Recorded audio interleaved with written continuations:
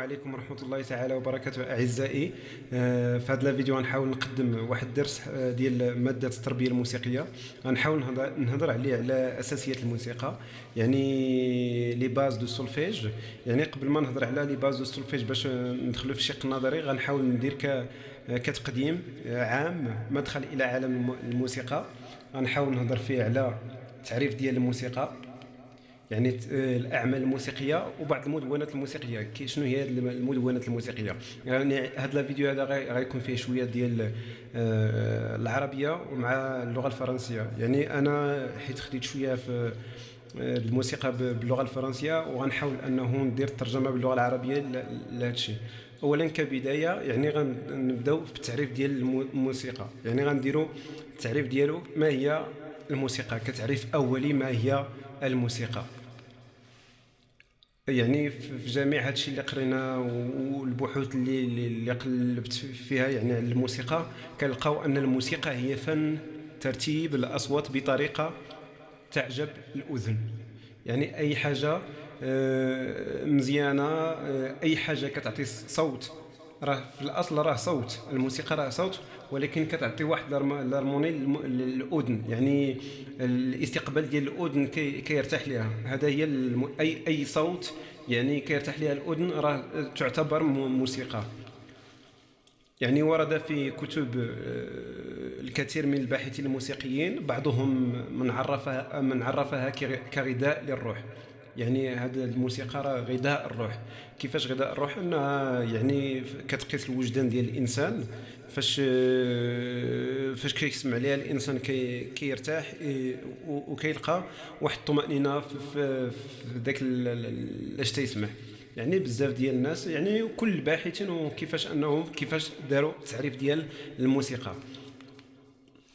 فالموسيقى علم حتى هو الى درجنا عاوتاني، حيت الموسيقى فيه جوج ديال المفاهيم. كاين يقدر يكون انه علم، يقدر يكون انه ما يكونش علم. فوقاش تنقولوا بلي الموسيقى راه علم؟ عندما تتناول القواعد والنظريات بالدرس والتحليل. فاش تنديروا ليها التقنين، يعني تقنين فاش كنكتبوها، فاش كنعطيو ليها قواعد، فاش كنعطيو ليها نظريات. في هذا النظر هذا، في هذا المنظور هذا، يعني هذه الموسيقى نقدروا انه نعرفوها كعلم. تعريف آخر بالنسبة للموسيقى: هي فن عندما تنسجم الأصوات فيما بينها وتقع على السمع بكيفية جذابة تتناغم مع وجدان السامع وأحاسيسه. كما قلت لكم في الأول، يعني كشرح الأولي، يعني بحال هنا كيهضروا على غذاء الروح. يعني فاش كيكون واحد التناغم مع الوجدان ديال السامع والأحاسيس ديالو. يعني الموسيقى كتعبر على الروح ديالك، كتعبر على الأحاسيس ديالك، فهو فن. يعني هذا هي الموسيقى بالنسبه لنا. غناخذ واحد لا ديفينيسيون اللي عطاو ليهم يعني في المدرسه الفرنسيه: لا ميوزيك ايت ان انسومبل دو سون اغريابل. يعني كما نفس الترجمه دو سون اغريابل بور لوغاي ابلي سون ميوزيكو كو لون برودوي. يعني مجموعه من الاصوات اللي هي مزيانه، كتصدر كيسمعها الاذن، كيستقبلها الاذن، كتكون هي مزيانه. هاد جميع الاصوات كتسمى لي سون ميوزيكو كولون برودوي. حنا اللي كنصدروا هاد الاصوات الموسيقيه. يعني افيك لا فوا نقدروا نستعملوا اصوات بلا فوا ديالنا، يعني عن طريق الصوت. فاش كتسمى الا سمعنا افيك لا فوا سا نو دون ميوزيك فوكال. هاد الطريقه كنسميوها الموسيقى الصوتيه. عندنا جوج ديال الانواع تاع الموسيقى. افيك لا فوا كنسميوها لا ميوزيك فوكال. الوغ اون ديستينغ دو تيب دو ميوزيك.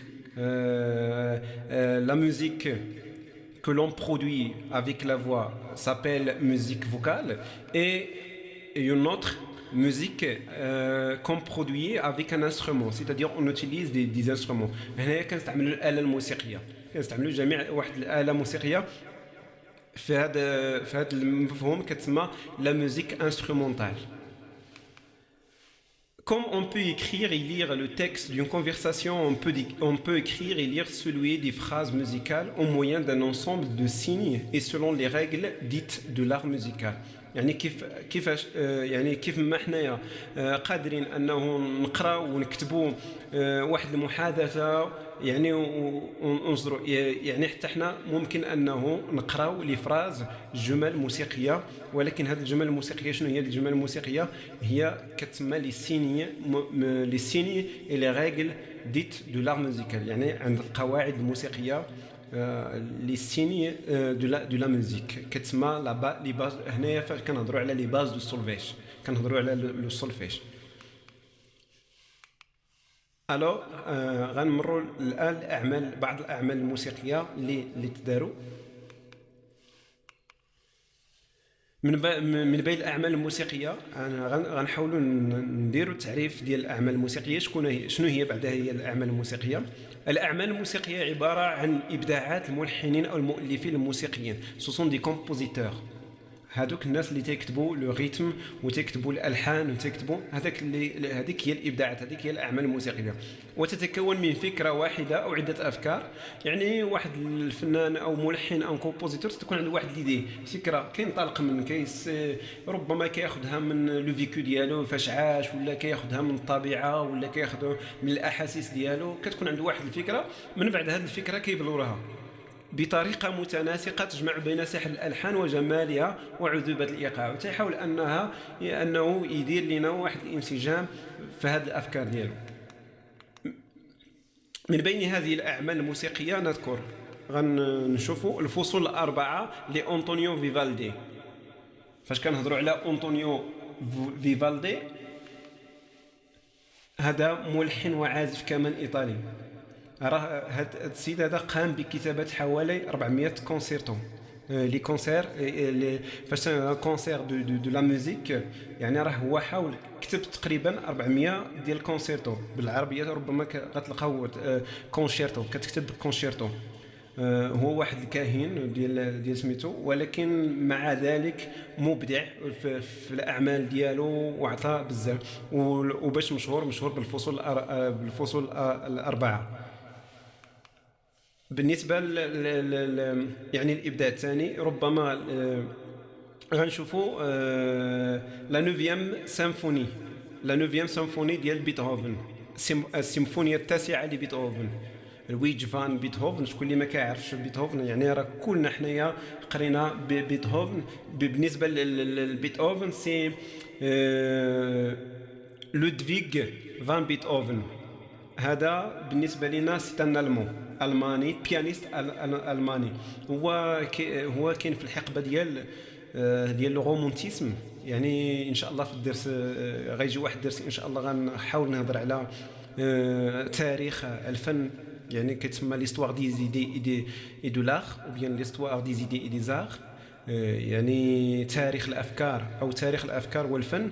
يعني غنحاول ندير في الدرس حول يعني غنهضر على لي كورون ديال لا ميوزيك وتالي موفمون. الوغ هنايا كنهضروا على السيمفونيه التاسعه لبيتهوفن، ونهضروا على رقصه بوليرو لموريس رافيل. هذا فرنسي. موريس فاش هو مؤلف موسيقي فرنسي، وباش معروف هو معروف بالمؤثرات الصوتيه. كيدخل واحد المؤثرات الصوتيه.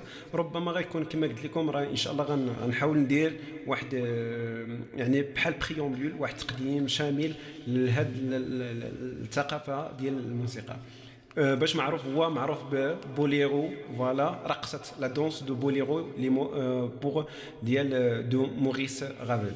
الوغ نمشيو هذا انا متاثر فيه، كيتسمى موزار. فاش كنهضروا على موزار كيهضر هو لا سيريناد ولا لا سيرينادي. هذا حتى هو راه معروف. شكون اللي ما كيعرفش اماديوس موزار؟ وبالنسبه اللي بغى يعرف سورتو موزار هنايا، الا بغينا نهضروا على موزار الواحد يتفرج في الفيلم. احسن حاجه يتفرج في الفيلم تاع اماديوس موزار، ربما غيعرف التاريخ ديالو، كيفاش انه تكون، كيفاش ربما هو عنده واحد لو دون سيليست، عنده واحد الموهبه ربانيه عطاها ربي سبحانه وتعالى في لا كومبوزيسيون وفي يعني في الالحان، وكان معروف انذاك. الوغ بالنسبه لينا غنمشيو على رقصه الاطلس.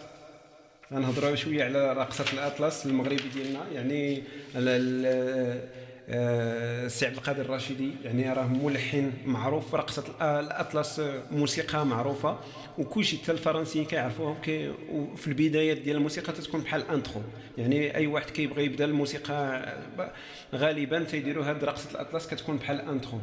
هاد الانترو هاد رقصه الاطلس لعب على مقام واحد المقام كيتسمى مقام الراست، على الضوء، على لا بورتي دو، يعني على المفتاح الضوء.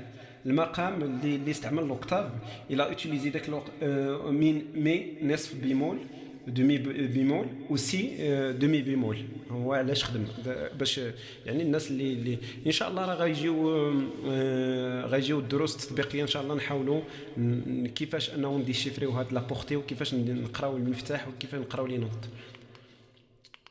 بالنسبه لسماع النهاوند حتى هو راه من ضمن ديال المقامات الموسيقيه للموسيقار احمد البيضاوي. يعني هادو هما بعض الاعمال الموسيقيه اللي كاينين. وباش نبداو دابا غنمشيو للمدونات الموسيقيه كيفاش ليكريتور ميوزيكال وبيان كنسميوها حنايا لا غرامير ميوزيكال. يقصد بالتدوين الموسيقي كتابه القطع الموسيقيه والاغاني بواسطه رموز وإشارات موحدة في جميع أنحاء العالم، مما جعل الخطاب الموسيقي سهل التداول بين الشعوب. يعني هاد هو ليكريتور، هو واحد الكتابه كنكتبوا بها الموسيقى باش اي واحد كيديشيفريها كنقراها ممكن. وهاد الكتابه هي بحال الشكل تاع لا فونيتيك اللي كنقراو في اللغه. لا فونيتيك يعني علم الصوتيات. كتسمى كاين عندنا واحد لا بي اي كنسميوه الكتابه ديال ا بي اي الفابي الفابي بي فونيتيك انترناسيونال. يعني اي ديكسيونير تنلقاو فيه لا بي اي. يعني ديكسيونير قاموس ديال الصين كتكون فيه ا بي اي. ممكن انه انا ما كنعرف الشينويه ولكن كنمشي لديك لا بي اي كنقرا ديك الكلمه وكنبرونونسيها. يعني جو بو برونونسي لو مو حيت هذا سي يونيفرسيل.